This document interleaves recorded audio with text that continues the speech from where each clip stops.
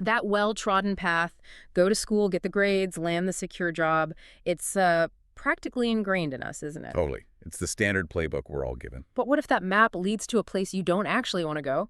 You're tuning in because, well, you're looking for a faster track to understanding. Yeah, a way to cut through the noise. Hmm. Today, we're diving headfirst into ideas that really challenge that traditional route. Precisely. We're exploring Rich Dad, Poor Dad for Teens by Robert Kiyosaki. Yeah. Now, while it's kind of geared towards a younger audience, the core principles within are like incredibly potent for anyone looking to get a handle on their financial life. Right. Think of it as the essential financial groundwork, explained in a way that truly sticks. Exactly. The book hinges on this fascinating contrast between two father figures in Kiyosaki's life. You've got his poor dad, emphasizing academic success and job security. The traditional way. Yeah. Versus his rich dad, who laid out a completely different blueprint for wealth creation. Our goal isn't just to recap the book, it's to extract those genuine aha moments, those actionable insights that can reshape your financial thinking without, overwhelming you. Let's do it. Okay, let's get into it. So the book immediately throws a curveball at that traditional path by sharing the author's own experiences. She and her husband both diligently followed the study hard, get good grades, get a good job formula. Right, they did everything they were supposed to do. They achieved academic success, got into what seemed like stable, promising careers, the whole package. But their real-world career trajectories weren't the predictable climb that conventional wisdom suggests, were they? Not at all. Yeah. Multiple job shifts, the erosion of those once standard pension plans, their journey, despite checking all the expected boxes, became surprisingly fluid, even kind of uncertain. And this is where it sparks a really interesting observation from her son. Absolutely. Her son offers a compelling alternative perspective. He points to individuals like Michael Jordan, Madonna, Bill Gates. Big names. Yeah, figures who achieved immense wealth and influence through avenues largely outside that traditional academic to corporate pipeline. It really makes you question whether the old rules of wealth creation are still the dominant ones. It's a thought-provoking point, and it definitely caters to that desire for, surprising insights. It Yeah. forces you to consider, have the pathways to significant financial success fundamentally shifted. For the author, this really crystallized when her oldest son encountered credit card debt in college. It highlighted a crucial disconnect, didn't it? It really did. Yeah. Academic intelligence doesn't automatically equate to financial savvy. You can be book smart, but not money smart. Yeah, exactly. And that realization became the driving force behind her seeking out resources for financial education, which ultimately led her to Robert Kiyosaki's teachings. It underscores a significant point. While traditional education provides a vital foundation, it often lacks the specific knowledge and skills needed to effectively navigate, well, the complexities of personal finance. So the traditional path is under scrutiny. The book then introduces this concept of the rat race. What exactly is that, and why should this resonate with you, the listener? The rat race is depicted as that self-perpetuating cycle where you work for money, right? But as your income grows, so do your expenses and your debts. It's like a hamster wheel. Okay. The book uses a very relatable scenario.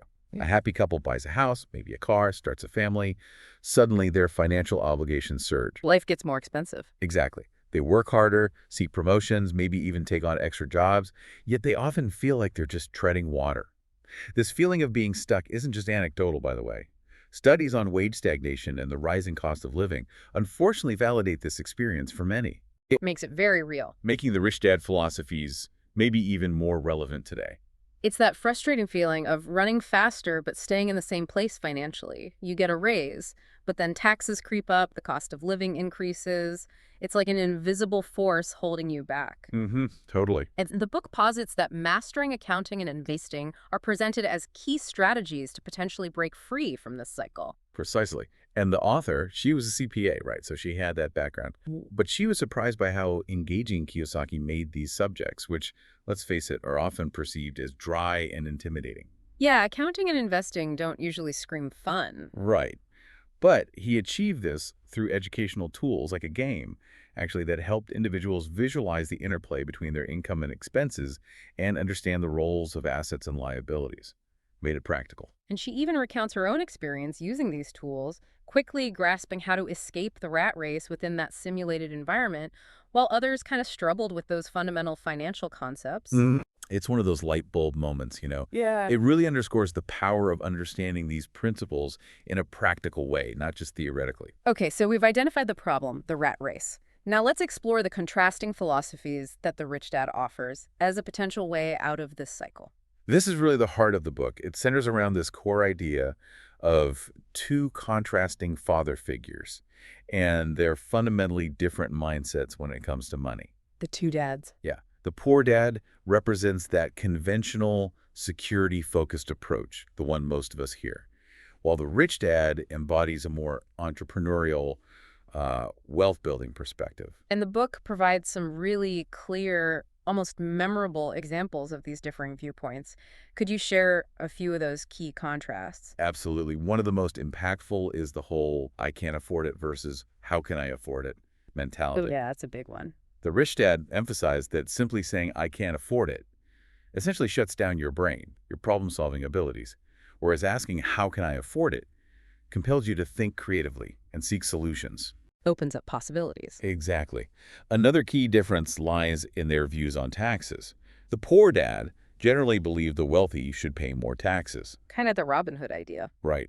While the rich dad viewed taxes as potentially hindering those who produce wealth, a different perspective entirely. We also see contrasting advice on the purpose of education. Study for a good job. Versus study to buy a good company. Big difference. Huge. And even different perspectives on family and finances. Kids are a financial burden. Versus kids are a reason to be rich, a motivator. These are really stark contrasts that prompt you, the listener, to examine your own underlying assumptions about money. Exactly. And the book highlights other opposing views, like discouraging conversations about money versus actively encouraging them within the family. Which is interesting because money talk is often seen as taboo. Right. And also favoring playing it safe with money versus learning to understand and manage risk.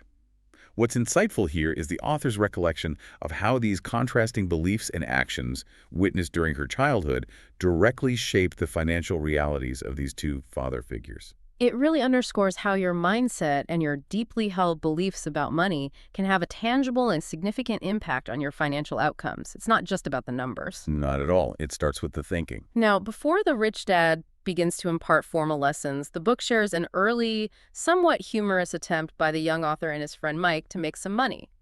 Tell us about that entrepreneurial endeavor. Oh, this is a classic story.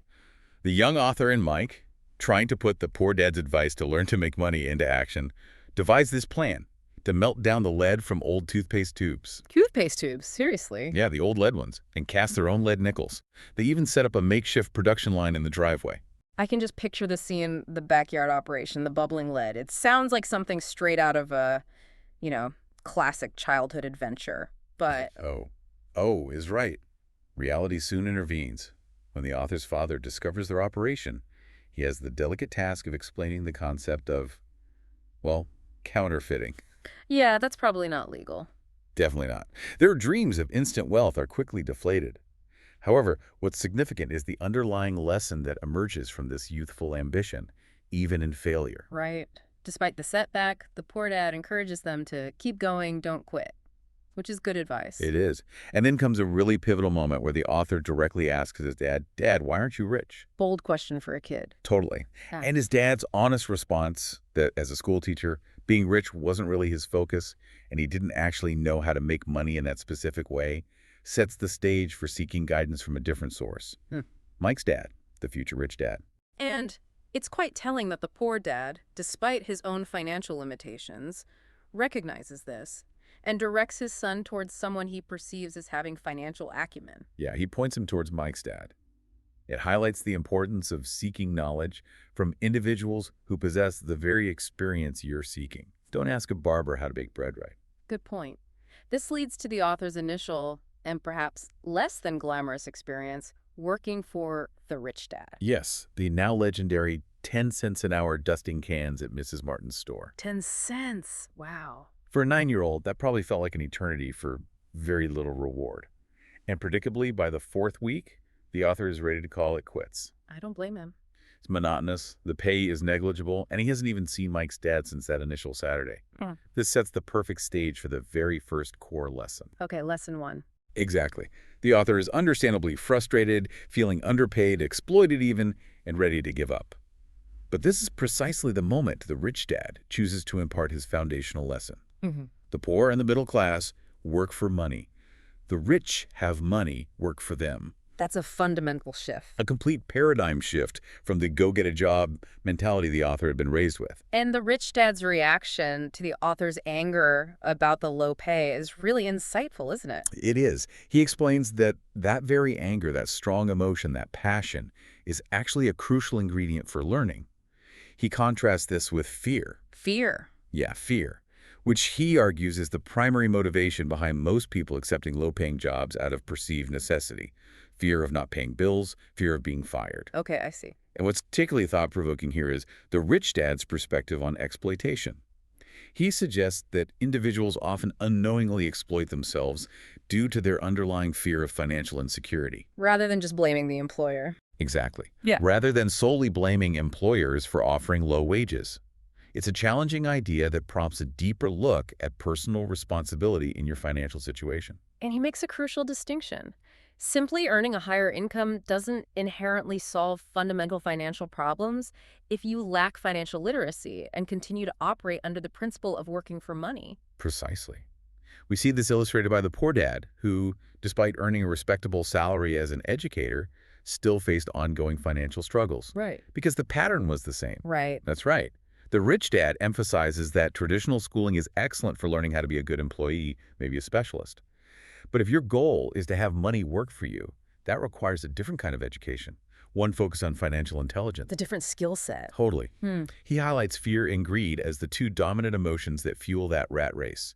The constant cycle of earning, spending, and needing to earn more just to stay afloat. Get up, go to work, pay bills, repeat. And he even uses the somewhat sobering example of the town derelict to illustrate that completely avoiding or mishandling money can also lead to significant problems. Yeah, it's not about hating money. The key isn't to demonize money, but to understand its role in our lives and learn how to manage it effectively. So that need-a-job mentality. The rich dad argues is often rooted in that underlying fear. It provides only a short-term sense of security for what is often a long-term challenge. Okay. The essence of this first lesson is really a cautionary note against allowing fear to dictate your financial decisions and letting the pursuit of money control your life. The rich dad wants the author to grasp that believing a traditional job offers true, lasting security can often be a misleading and ultimately limiting perspective. So lesson number 1, don't work for money, have money work for you. That's a foundational shift in thinking. Huge. Now the book moves on to the second key lesson, which focuses on financial literacy and the vital difference between assets and liabilities. How does the book break this down? Well, it starts by kind of showing the results, right? Yeah. It illustrates the long-term impact of the rich dad's early lessons by highlighting the adult outcomes of the author and Mike. What happened to them? Mike successfully takes over and expands his father's business empire, becomes very wealthy. And the author achieves financial independence and early retirement. Both attribute their success directly to the financial education they received in their youth. Wow. So it really worked. It really underscores the lasting power of financial literacy. It's not just theory. And the book stresses that simply making a high income isn't the ultimate goal. Financial education, understanding what to do with that income, is far more critical. Absolutely. It even uses historical examples of individuals who amassed great wealth lottery winners, athletes sometimes only to lose it all due to a lack of financial understanding. So it's not just about the money coming in. It's about what happens to it afterward. Can you keep it? Can you grow it? Exactly. This leads to the introduction of the core principle, understanding the difference between an asset and a liability. The rich dad's straightforward definition is simple. What is it? An asset puts money into your pocket. A liability takes money out of your pocket, period. Simple, but profound. Very. Yeah. He argues that the wealthy focus on acquiring assets, while the poor and middle class often accumulate liabilities that they mistakenly believe are assets. Like the family home, for instance. The book seems to challenge this widely held belief that your primary residence is always a solid asset. Yes. The book directly addresses the conventional wisdom surrounding home ownership. It's a sacred cow for many. Definitely. It illustrates the different cash flow patterns of various income levels. For the poor, income flows straight to expenses. gone. Okay. For the middle class, income flows to expenses, but then also to liabilities like mortgage payments, car payments, credit card debt. Stuff that costs money each month. Right. While the wealthy focus on having income generated by their assets, with fewer liabilities draining their resources. The assets pay the bills. It's a really clear visual representation of different financial realities. And the book emphasizes that simply earning more money won't automatically solve financial problems. In fact, it can often exacerbate existing poor financial habits if those underlying patterns aren't addressed. More money, bigger problems sometimes. Right. This brings in the crucial concept of financial aptitude. So financial aptitude is essentially your ability to understand and manage money effectively after you've earned it. It's not just about earning. It encompasses budgeting, saving, investing, protecting your wealth. Okay, makes sense. The book uses the common example of a young couple purchasing their dream home and then taking on all the associated debts, the mortgage, property taxes, insurance, upkeep. Peaking costs. Yeah. To illustrate how these liabilities can trap individuals in the rat race, even if they have a comfortable income on paper. And it also touches on those societal pressures, right? The keeping up with the Joneses mentality. Yeah. And the importance of making financial decisions based on your own understanding and goals rather than, fear-driven comparisons or trying to impress the neighbors. The book even shares how the author and Mike's unconventional financial education focused on asset acquisition sometimes put them at odds with the traditional employee-focused curriculum in school. They were learning different rules. That's a significant point. The book suggests that traditional education often prepares individuals to be employees, good workers. But not necessarily employers or financially independent individuals. Right. And returning to the idea of a house as an asset, the book outlines several reasons why it can actually be a liability for many. Yeah, it lists things like the long-term debt associated with a mortgage, the ongoing property taxes and maintenance costs, which just drain cash, and maybe most importantly, the potential opportunity cost. Opportunity costs. Yeah, having all that capital tied up in a non-income generating house means you can't use it to buy assets that do put money in your pocket. Gotcha. So the key takeaway here is that the wealthy prioritize acquiring income-generating assets, things that consistently put money into their pockets. Right. Stocks that pay dividends, rental properties, businesses. And they often use the income generated by those assets to fund luxuries rather than treating liabilities like fancy cars or even the big house as their primary assets. Exactly. Buy the assets first, let the assets buy the luxuries. And the book even offers a specific way to think about true wealth. How's that? Yes, it references Buckminster Fuller's definition. Wealth is a person's ability to survive a certain number of days forward. If you stopped working today, how long could you live off your assets? That's a powerful metric. It shifts the focus from simply how much money you possess to the degree of financial freedom you have actually built. How many days can you survive? Okay, so we've covered not working solely for money and understanding the critical difference between assets and liabilities. The third lesson focuses on minding your own business. What did that actually mean in a financial context? Is it like stay out of other people's affairs? No, not quite like that. Minding your own business in this context isn't about being reclusive or ignoring others. Instead, it refers to focusing your efforts on building and expanding your own personal asset column. Your own assets. Yes. The book uses the story of Ray Kroc and McDonald's as a powerful illustration. McDonald's? How so? Well, while many people think of McDonald's primarily as a fast food hamburger business, Ray Kroc recognized that his core business, his real business, was actually the strategically acquired real estate underneath those franchise locations. Whoa, I never thought of it that way. They weren't just selling burgers. They were systematically building a massive portfolio of valuable real estate. That was the real long-term wealth builder. That's a really insightful perspective, and this highlights a key distinction the book makes. The difference between your profession and your business. Exactly. Your profession is what you do to earn a paycheck. Yeah. You might be a doctor, an engineer, a teacher, a plumber. That's how you pay the bills initially. Right. But your business, in this financial context, is your ongoing effort to acquire income-generating assets. That's separate from your job. Okay. The book emphasizes the financial vulnerability of individuals who rely solely on their jobs and consider liabilities like their primary residence as their main assets, especially during times of economic instability or job loss, like downsizing. If you lose the job and the house is your only asset, you're in trouble. Exactly. You have expenses, but no income outside the job. So minding your own business essentially means actively working to acquire those income-producing assets, even while you're employed in your chosen profession. So you build your business on the side using your job income? That's often how it starts. What kinds of assets does the book suggest individuals should focus on building?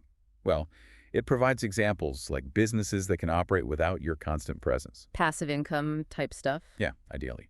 Or investments in stocks, bonds, and mutual funds, income-generating real estate, promissory notes, royalties from intellectual property like books or music or patents. Things that work for you. Right. The common thread is that these assets generate income or appreciate in value over time, hopefully both. The book encourages you to begin building your asset column regardless of your current financial standing. Start small, but start. Okay, so the focus shifts from solely your job to actively and strategically building a base of assets. That makes perfect sense. Now, the fourth lesson delves into the history of taxes and the important role of corporations. This sounds like it could be a bit complex. What are the key insights here that we should understand? It might sound complex, but the book provides a surprisingly accessible overview. It talks about how income tax, which we kind of take for granted now, was initially introduced as a temporary measure, way back in England and later in America. Temporary. Funny how that worked out. Isn't it? It highlights that these taxes were initially intended to target the wealthy. The pitch was, tax the rich to help everyone else. The Robin Hood theory again? Exactly. And the masses generally accepted it on that basis. But over time, the government's increasing need for money, for funding wars, social programs, whatever, led to the tax burden broadening to include the middle and lower income brackets too. So it didn't stay just for the rich. Nope. And this is where the concept of corporations comes into play, right? The book discusses them as a specific type of legal structure. Okay, so what's the deal with corporations? Correct. The book explains that historically, wealthy individuals have utilized corporations as a legal framework to protect their personal assets and limit their potential financial risks. This practice goes back centuries, like funding sailing expeditions where the ship might sink. Ah, limiting liability. Precisely. A corporation is presented as a separate legal entity, distinct from an individual's personal financial statement. Think of it like creating a separate container for certain business activities and assets. It's not you, it's the company. And the primary advantage highlighted in the book is how this separate legal structure can influence taxation. Is that right? Precisely. That's a big one.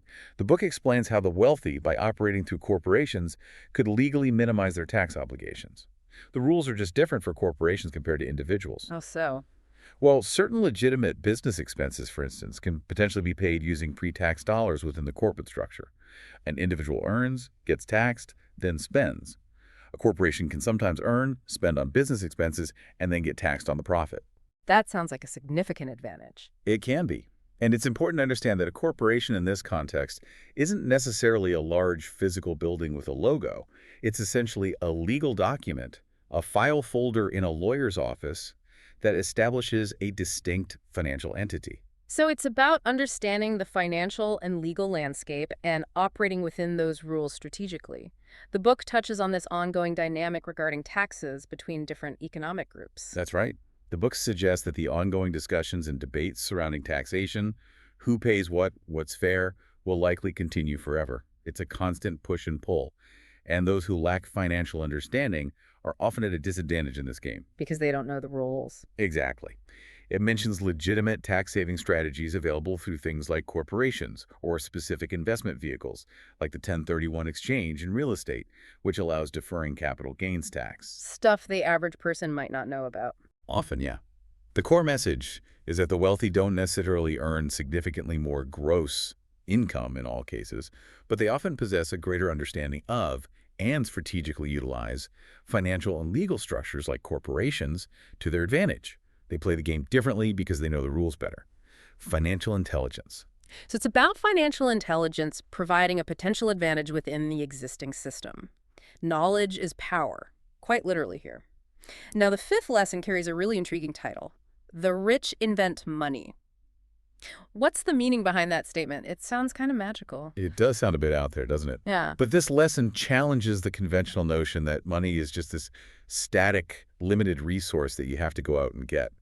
It uses the historical example of Alexander Graham Bell's telephone invention, Apparently, he tried to sell it to Western Union, the big communications giant back then. Yeah. They turned him down. They didn't see the potential. The book uses this to illustrate how a lack of vision and, importantly, courage can lead to massively missed opportunities. They couldn't invent the idea of what the telephone could become. Right. The book argues that often self-doubt and a lack of belief in one's own ideas or the inability to see a new way of doing things are greater obstacles than a lack of technical knowledge. People hold themselves back. It's about recognizing potential and creating value where others might not see it, right? And the book encourages taking calculated risk and continuously developing your financial intelligence, your financial IQ, to navigate a constantly evolving world. Exactly. The world changes fast. It highlights the historical shift in the primary drivers of wealth, from land ownership way back to industrial production factories. And now, And now increasingly to information, ideas, and innovation. Wealth creation looks different today. It reiterates the ultimate goal we talked about, increasing the monthly cash flow generated by your assets to surpass your monthly expenses. That's how you escape the rat race. get off the hamster wheel. Yeah, and move on to what Kiyosaki calls the fast track, where your assets are doing the heavy lifting. The book uses an anecdote from playing that cash flow game What happened? about a participant who got really upset because her boat, clearly a liability, costing her money each turn, was negatively impacting her cash flow in the game. She couldn't understand why her nice boat wasn't helping her win. It illustrates a fundamental lack of financial awareness, mistaking a luxury liability for an asset.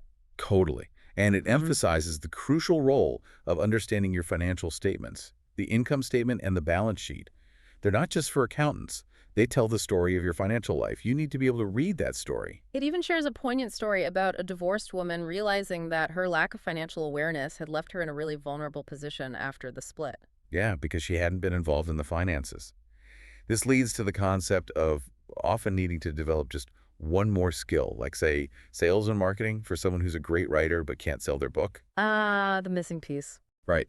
To significantly amplify your income-generating potential. The book emphasizes that true financial intelligence is often a synergy, a combination of knowledge in areas like accounting, investing, marketing, and relevant legal considerations.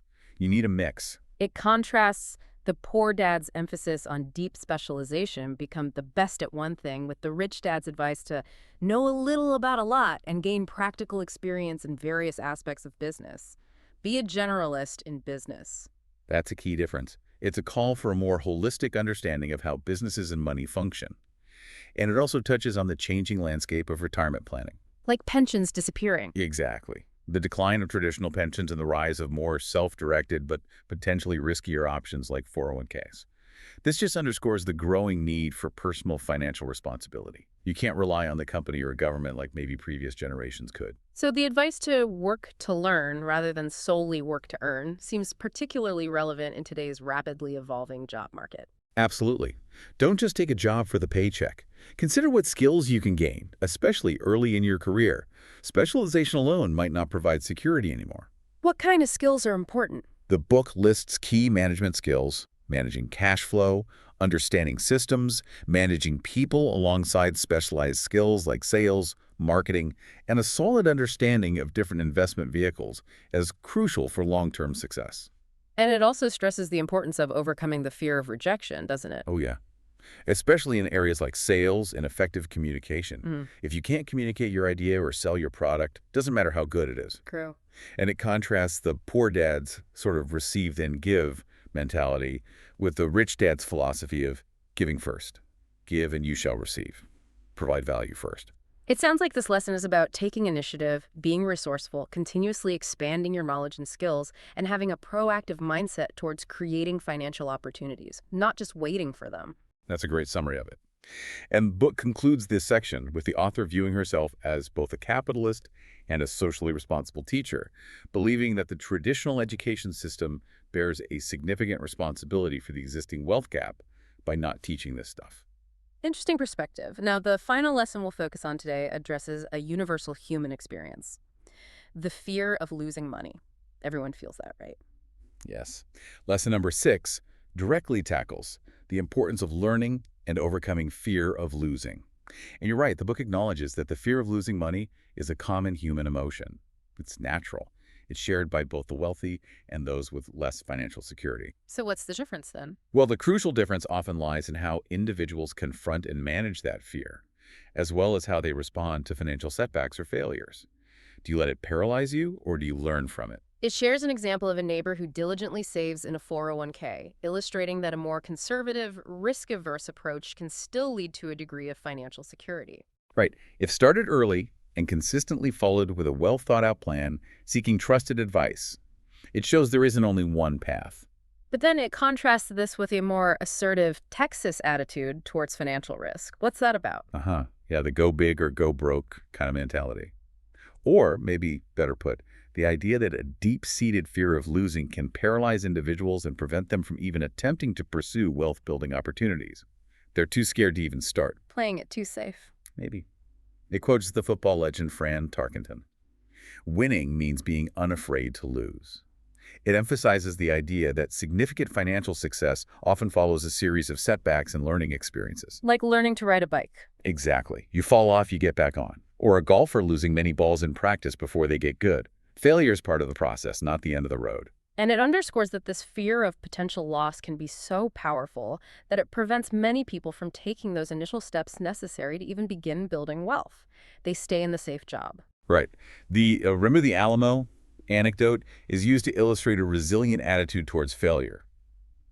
Okay, we lost that battle, but we learned from it, we regrouped, and we kept fighting for the bigger goal. Maintain a determined spirit to move forward. Don't let failure define you. Exactly. The book shares a cautionary tale about an individual in Phoenix who missed out on a potentially lucrative real estate opportunity. Why? Because he listened to the fearful advice of a neighbor who knew nothing about investing. The neighbor was scared, so the guy got scared and did nothing. It highlights the significant cost of allowing fear and unqualified opinions to dictate your financial decisions. Choose your advisors carefully. Absolutely. It also recounts an anecdote about rising oil prices. One friend was all, "Chicken little, the sky is falling, panic." And the author? The author analyzed the situation, saw an opportunity based on the same information, and made a potentially profitable investment. So it's about the importance of informed analysis rather than simply reacting emotionally to perceived risks or headlines. Yes. Control your emotions. Use your brain. The book even briefly touches on practical risk management tools like using stops in stock market investing as a way to mitigate the fear of significant losses. You predefine your maximum loss. Take some emotion out of it. It can help. And the concluding piece of advice in this lesson is vital. Whenever you recognize a gap in your own financial understanding, whenever you feel ignorant about something, What should you do? take proactive steps to educate yourself. Find knowledgeable experts, read relevant books, listen to deep dives like this one. Continuously expand your financial literacy. Don't stay ignorant out of fear. So take ownership. Exactly. It's about taking ownership of your financial education and refusing to let fear paralyze you into inaction or lead you to make ill-informed decisions based on emotion rather than understanding. Okay. So as we wrap up this deep dive into Rich Dad, Poor Dad for teens, what's the fundamental shift in thinking that the book really champions? What's the big takeaway? I think the core shift, the absolute main thing, is moving away from that ingrained mindset of solely trading your time for money. Yeah. The job. The rat race. Yeah. And instead focusing on strategically building a portfolio of assets that generate passive income, things that make money while you sleep. Effectively making your money work for you. Flipping the script. Totally flipping the script. It underscores the critical importance of continuous financial education, understanding how money truly flows, the fundamental difference between assets and liabilities, and the potential power of informed investing. And managing fear. And, crucially, emphasizes the necessity of confronting and learning to manage the fear of financial risk, viewing setbacks not as disasters, but as learning opportunities on the path to greater financial understanding and independence. It's about actively challenging those deeply ingrained conventional financial beliefs, the stuff maybe your parents told you with good intentions, and adopting a more proactive, informed, and ultimately empowering approach to building wealth and financial freedom. Well said. So as you reflect on all of this, here's something to think about. We often seek the perceived safety and security of a regular paycheck, right? That predictable income. But in a rapidly changing economic landscape, could that very reliance on a single source of income, the job, actually represent the biggest financial risk of all? That's a provocative thought. How can you begin to look beyond that immediate reward, that paycheck carrot, and start building your own foundation of income-generating assets, your own business that can provide true, lasting security and opportunity, regardless of what happens with any one job? That's your challenge to explore further.